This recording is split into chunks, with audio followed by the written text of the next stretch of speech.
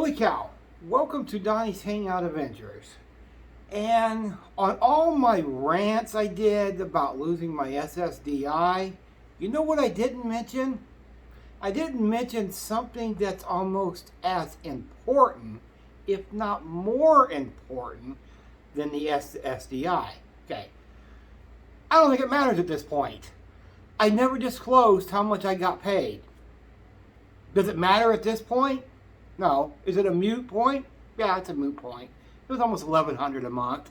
So not only am I losing $1,100 a month, which covered, rent and the bills and food and Mountain Dew and, important stuff. So not only did I lose my source of income, you know what? This is how much the government cares about its people. Yeah, that's how much they care. Very little. Not only am I losing that, or I have lost it because the letter said this month was the last month I received it. Okay, not only am I losing that, I'm also losing hospital coverage. You know what? I don't go out to the hospital anyway. That there is fine by me. I stay far away from the hospital as possible, especially here in Tweakerville, Iowa, here in Ottumwa. So I stay away from the hospital as far away as possible, so I tend not to go to the hospital. The only time I go out to the hospital is not actually in the hospital part. That's where like the dermatologist is and places like that. That's on the other side. That's more like the clinic, I think it's called. So that's the only time I really step foot inside the hospital because I have my skin problem, which that's another whole issue. So that's the only time I step in the hospital at all. So that don't bother me. But here's what does bother me. I'm losing my entire medical coverage. The entire medical coverage. That ends the last day of June. Yeah. They not only cut me off from SSDI because I don't qualify anymore because I got married. Does it make any sense? No, it does not. I can't even figure that one out for the life of me. And not only am I lost that, I'm losing all my medical coverage totally. It's a good thing. It's a good thing. I went to my seizure doctor September last year. I only go once a year. So they took my blood work. I think I mentioned this in the video. Maybe I didn't. Who knows? I can't remember everything I talk about in the videos. So, do you remember Just a Cow? You don't either? I don't either. So they took my blood work and, they do that because that's what they're supposed to do. That's part of protocol. Just check to see if your Kepler level's fine. So they took it, and then they only contact me usually like in the next day, and they said it was fine. And I had put my wife down as an emergency contact.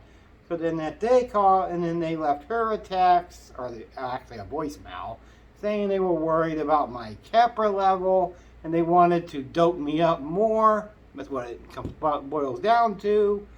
That they wanted to, raise my Kepler level to 2 pills a day, which would equal over 1,000 kilograms. I know there's a long backstory, but my point is this. The doctor didn't correct them, and I doubt he watches my videos anyway, because why would he? So the doctor thinks I've been taking 2 pills a day, so I've been getting a high abundance of my Keppra to stockpile on. I'm trying to get another refill before my medical coverage runs out. I'm being a little smart about this. I'm trying to be before my medical coverage completely runs out. Right now with my medicine, now I have, because I'm not doing exactly what the doctor says, because I don't have any sign of a seizure and I'm not worried about it. I'm not worried about it. So because of that, stockpiling on medicine, I have enough medicine to last me for 4 months in and of itself. So it gives me a little bit of time that eventually I'm going to try to get some medical coverage depending where we're at. I don't want to work on that right now because I'm still on medical coverage. I'm still under that, but I won't be for much longer. In another month, or a little bit over a month, that completely ends. So I have enough medicine for 4 months. And yes, I've thought of backup plans I can do if I don't get any medical coverage and I completely run out. It would be really easy to get on medical marijuana if I really need to. Then there's CBD. So I've thought of other solutions that I would have to do if I completely run out of Keppra. And it's not like I can pay out of pocket for Keppra because that's about $400 in and of itself. Only the rich, yes, the rich can afford that. So, yeah, it's just unbelievable the shit that I have put up with, actually we have put up with just in the last few days. Not only did I find out SSDI is completely done, and there is people around me that are saying, not any names, they're saying, well, they can't just cut you off just like that with no real reason or explanation. They gave me an explanation, whether it's phony baloney or not, because it is phony baloney. It is really phony baloney. So there's people around me saying they can't cut you off just like that, and they have to give you a little time. No, they do not. This is the government we're talking about. They are completely a crooked mess. They are a complete crooked mess.